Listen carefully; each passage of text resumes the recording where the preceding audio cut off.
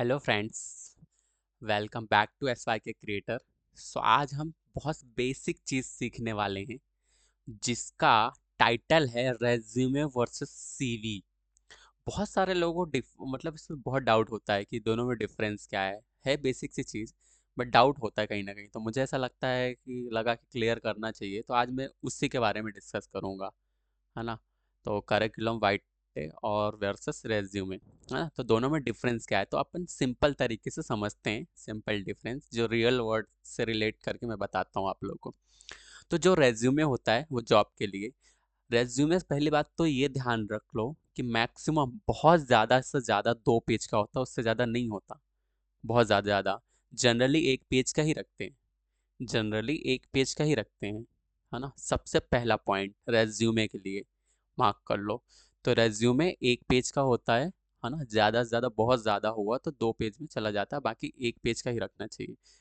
Targeted and concise होना चाहिए और सिर्फ रेलेवेंट स्किल और एक्सपीरियंस और प्रोजेक्ट्स शो करने होते हैं। उस 1 पेज के अंदर हम वो सारी चीज़ें लिख देते हैं जो रिक्रूटर जो होता है वो देख करके बस 30 से 40 सेकंड में डिसीजन ले ले। तो देखो कर क्या क्या है, रिक्रूटर रिक्रूटर वो रेज्यूमे देखता है, 30 से 45 सेकंड लेता है वो, और 30 से 45 सेकंड में वो स्कैन करता है।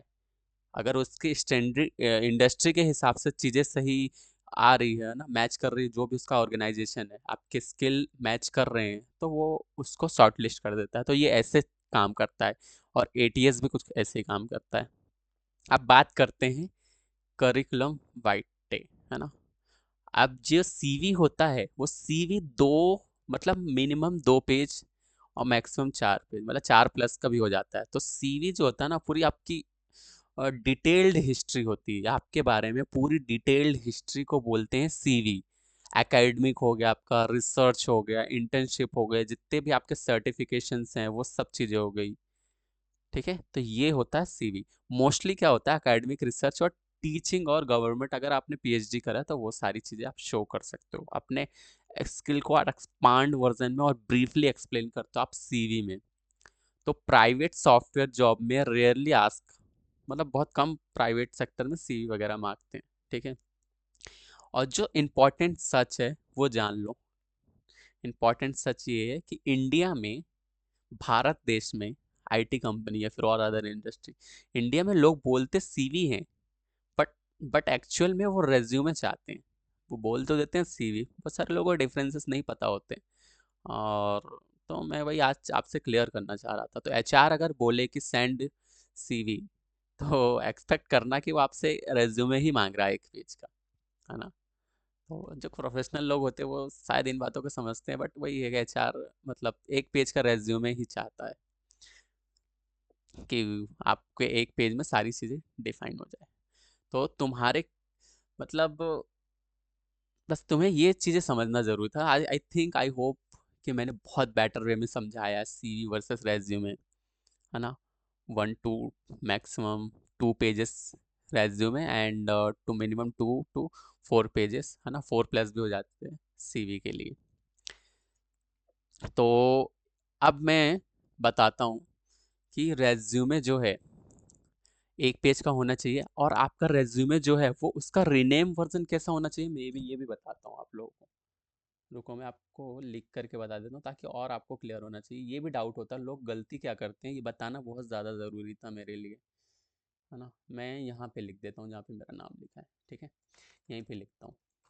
तो देखो, आप जैसे रेज्यूमे बना लिया, आपने सीवी बना लिया, तो आपको सबसे पहले फाइल का नाम पीडीएफ फॉर्मेट में रखना है ना। पीडीएफ में वर्ड जनरली हम शो नहीं करते हैं, पर आपको अपने फ़ोन में या अपने मोबाइल में वर्ड में आप एडिट कर रहे हो, वर्ड और पीडीएफ दोनों रखना है। तो जनरली क्या होता है कि आपको ऐसे कुछ भी नहीं रख देना है कि मतलब आपका नाम और फिर कुछ भी 1 2 3 .pdf। एक प्रॉपर फाइल स्ट्रक्चर कैसे बनता है मैं वो समझाता हूँ आपको। रीनेम करना सिखाऊंगा आपकी जो फाइल को, नेमिंग कन्वेंशन। तो आपको क्या करना है, आपका नाम मैं लिख देता हूँ, फर्स्ट नेम, फर्स्ट नेम, है ना। फिर अंडरस्कोर लगाना, फिर लास्ट नेम,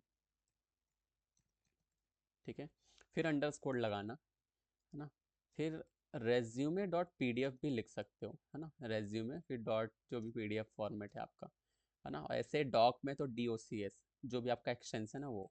और आप अगर प्रोफेशनल जैसे आईटी फील्ड के हो या फिर किसी और फील्ड के हो, आपको पता है कि आपका रोल क्या है, तो आपका रोल लिख सकते हो। जैसे मैं फुल स्टैक डेवलपर हूँ, तो मैं यहाँ पे लिख सकता हूँ फुल स्टैक,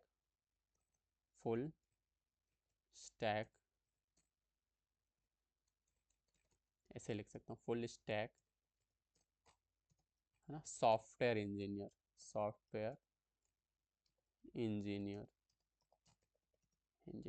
फिर डॉट पीडीएफ। तो ये थोड़ा और प्रोफेशनल हो गया।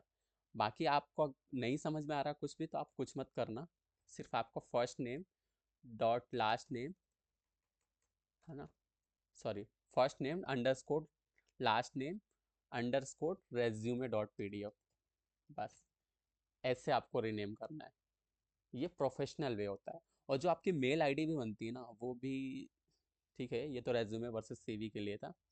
मेल आईडी का किसी और दिन बात करेंगे। मेल आईडी भी कुछ ऐसे ही बनाते हैं प्रोफेशनल लोग, तो पता नहीं क्या चिंकी मिंकी कुछ भी अपना निक नेम से बना लेते हैं, तो वो प्रोफेशनल तरीका नहीं होता। तो एक प्रोफेशनल, आप अगर प्रोफेशनली कहीं जॉब के लिए अप्लाई कर रहे हो तो एक प्रोफेशनल फ़ोटो होना चाहिए, कोई सेल्फी वगैरह नहीं होना चाहिए उसमें, तभी आपको जॉब मिलेगी। तो सब चीज़ों को प्रोफेशनल रखना चाहिए, ठीक है। आई होप कि आपने सारी चीज़ें समझ ली होगी। तो बस यही था। तो मतलब यही है कि शॉर्ट रिज्यूमे मेन वेपन यही रहता है, जॉब पे portal, email to HR, referral code email. और सीवी में रिक्रूटर स्पेशली डिटेल्ड सीवी मांगता है, internal HR documentation, managerial discussion, ये सारी चीज़ें होती है। तो और क्या बताऊँ मैं आपको, या आई थिंक मैंने ये दो चीज़ें तो मैंने क्लियर कर दिया, ठीक है। और जो बाकी प्रोफेशनल चीज़ें रहेगी मैं उसके लिए अलग से एक वीडियो लाऊंगा। अभी के लिए इतना ही।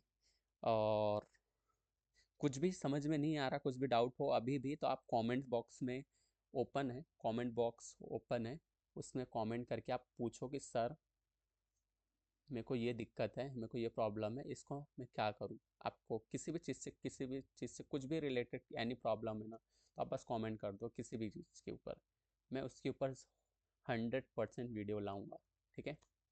तो बस आज के लिए इतना ही, और मिलते हैं नेक्स्ट वीडियो में। तब तक आप अपनी हेल्थ और वेल्थ दोनों का ख्याल रखेंगे। और चलो, बाय बाय।